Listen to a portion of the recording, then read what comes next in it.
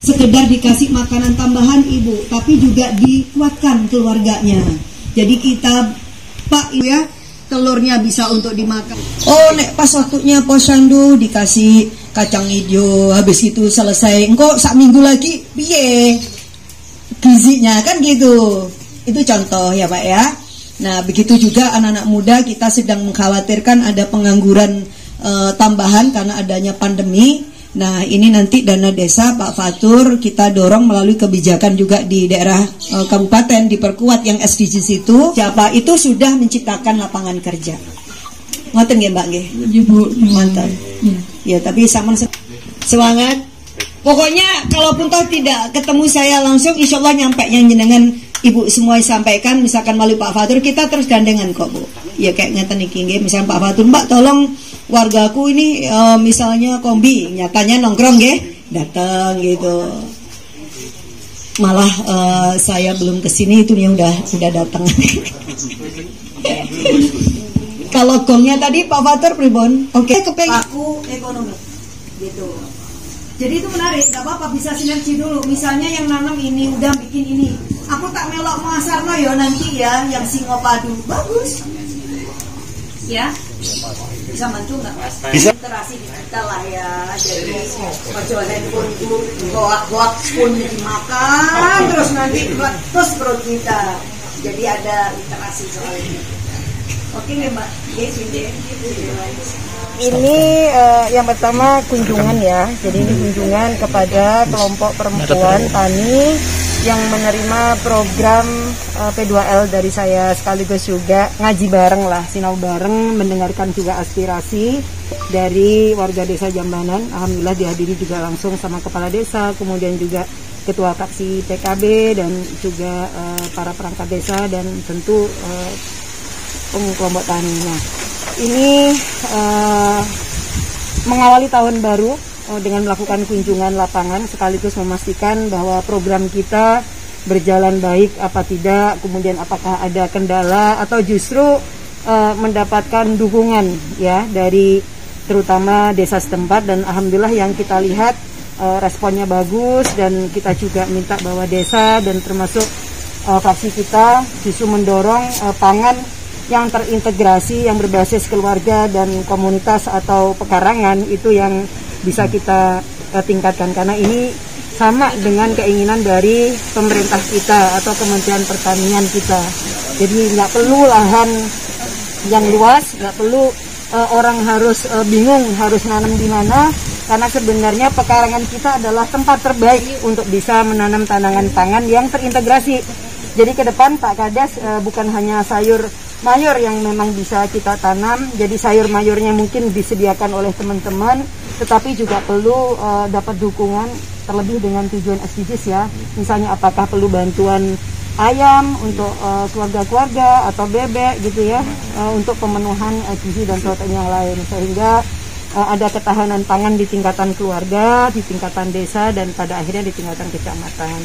Nah yang berikutnya dari kegiatan ini juga sebenarnya kita ingin memunculkan para pelaku usaha-usaha baru atau agribisnis, terutama dari kelompok-kelompok perempuan atau karang taruna, bahwa dari sektor pangan kita ini bisa menghasilkan sesuatu yang punya nilai tambah kalau ini dikelola, diolah ya. Jadi bukan hanya nanam, tapi kemudian ada hilirisasi. Tadi saya lihat juga ada contoh ya produk bagus, misalnya dari lidah buaya yang sudah bisa berupa minuman, kemudian juga keripik. Nah itu bagus. Nah kedepannya itu bahkan bisa untuk produk kosmetik. Nah kalau yang terkaitan dengan pelatihan SDM-nya, bagaimana nanti pemasarannya, termasuk misalnya bantuan alat ya untuk pengolahan horti, kita akan upayakan. Jadi untuk desa sini dan juga kecamatan Sidoarjo, pokoknya dengan semangat dan kebersamaan itu nggak ada yang tidak mungkin kita lakukan. Gitu ya Pak ya. Di Sragen sendiri gimana untuk pemanfaatan lahan sempit sendiri, apa sudah maksimal atau belum? Nah nanti ini Pak Fatri bisa menjawab, tapi perlu memang dorongan secara politik ya, bahwa Sragen ini kan memberikan sumbangan 9 terbesar untuk padi secara nasional. Itu kan yang padi itu di sawah. Tetapi di Sragen sendiri menurut saya kan punya lahan-lahan tidur yang sangat luas, yaitu pekarangan-pekarangan kita untuk sektor pangan yang lain. Nah, kalau perlu memang justru ada pemetaan ya, misalnya per kecamatan itu ada tanaman unggulan apa nih yang akan dikembangkan oleh Kabupaten Sragen. Satu contoh tadi misalnya saya menemukan ada lidah buaya. Kenapa tidak kemudian lidah buaya itu akan dikembangkan di Kecamatan Sidoarjo yang ditanam di pekarangan. Jadi kita nggak perlu berpikir ini adalah lahan hamparan di mana ya khusus untuk berkebun lidah buaya itu, karena dari pekarangan rumah aja itu pasti kita akan bisa menemukan ratusan hektar di Kecamatan Sidoarjo. Saya jadikan percontohan di perkebunan yang lain. Harapan kami itu warga masyarakat juga antusias, tapi ini sementara itu masih perlu pompa semangat karena belum mengetahui bagaimana nanti bagaimana itu masih memang perlu bimbingan Mas banyak. Salah satu tadi kan targetnya agribisnis ya, supaya tanaman itu yang tumbuh bisa menghasilkan profit. Nah ini kan bisa menjadi pemicu Pak, maksudnya mendorong. Iya. Kan kami ibu-ibu ini dengan adanya nanti setelah ini kan diberikan contohan dari Karang Taruna. Sementara ini yang bidang ini sementara baru Karang Taruna. Karang Taruna ya? Iya, Karang Taruna ini. Belum KWT ya? Belum. KWT itu masih perlu pemahaman yang lebih intens.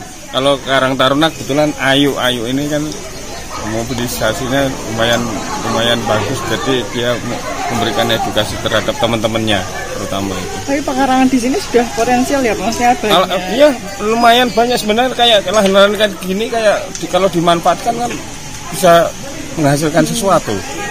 Apalagi sekarang itu ibu-ibu itu sekarang sudah mulai mencontoh bikin kayak gini Mas. Di kayu potnya kayak cuman plastik kayak gini. Mungkin ada lombok, ada macam itu.